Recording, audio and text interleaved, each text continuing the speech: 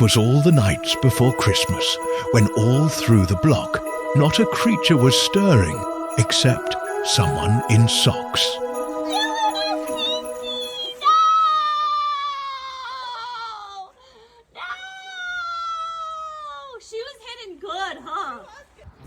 The lights were all glowing, the lawns trimmed just right, and one pink plastic dinosaur shone bright through the night.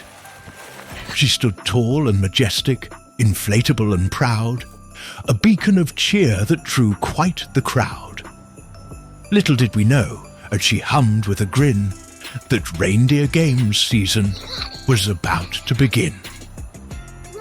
For the rules were quite simple, yet dangerously vague. Steal the pink dinosaur, then run like a plague. No damage, no fighting, no permanent harm. Just stealth and adrenaline, a neighborhood charm. At first it was timid, a cautious approach, a glance left and right, then a sprint from the porch. A laugh down the sidewalk, a muffled "oh no!" And Pinky was gone like fresh tracks in what might have been snow. But peace never lasts when a dino's involved, and quickly the calm of the block was dissolved. Ring cameras blinked on.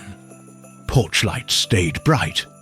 Some neighbors stopped sleeping, just watching all night. At this point it was clear, this was no simple prank. The dino was mobile. The stakes had outranked.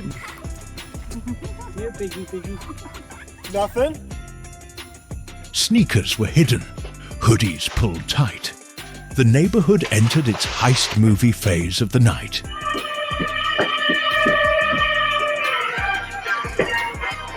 There were crawls through the shadows, dramatic slow creeps, strategic distractions, suppressed bursts of wheeze-laughing leaks. Some froze mid-lawn when a porch light clicked on.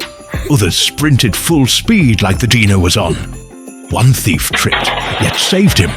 A true Christmas tale. Another waved at a camera, doomed from the sale. And Pinky? He watched. He saw it all unfold. A silent pink witness. Inflatable. Bold. By now it was chaos. The dino moved fast. He'd barely be placed before he was past. No sooner inflated, tied down, or secured than yoink, he was gone. The theft was assured. Some tried to defend him with zip ties and rope. Others relied purely on Christmas spirit and hope. But Pinky slipped bonds like a master escape, a festive pink outlaw in plastic shape. And still, somehow still, the same lawns would wake to Pinky's smug smile like it was fate. Again and again and again he'd return, like, "Surprise, it's me, you thought you'd learn." Neighbors would groan, then laugh, then accept that resistance was futile. The dino had reps. At this point, it wasn't about winning or pride. It was about how creative you could be in the ride. For the dino was hidden in trucks and garages, behind hedges and doors and inside back porches. He rode shotgun once, seatbelt snug and polite, like he'd always belonged on that midnight joyride. Eventually, laughter replaced every fear as neighbors stood bundled with hot cocoa and cheer. The dino had done what few things can do, turn a quiet, cold block into something brand new. For Pinky kept moving, no house was immune. He'd vanish by midnight, return before noon.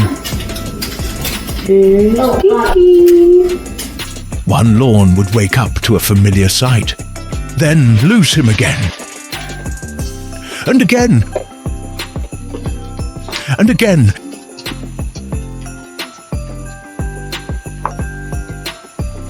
And again.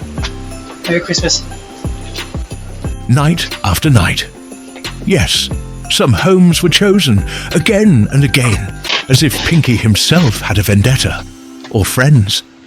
You'd think he'd get tired, or pick somewhere new, but nope, same poor lawn, with the same point of view. And as Christmas drew closer, the stealing slowed down. Pinky settled briefly, then vanished from town.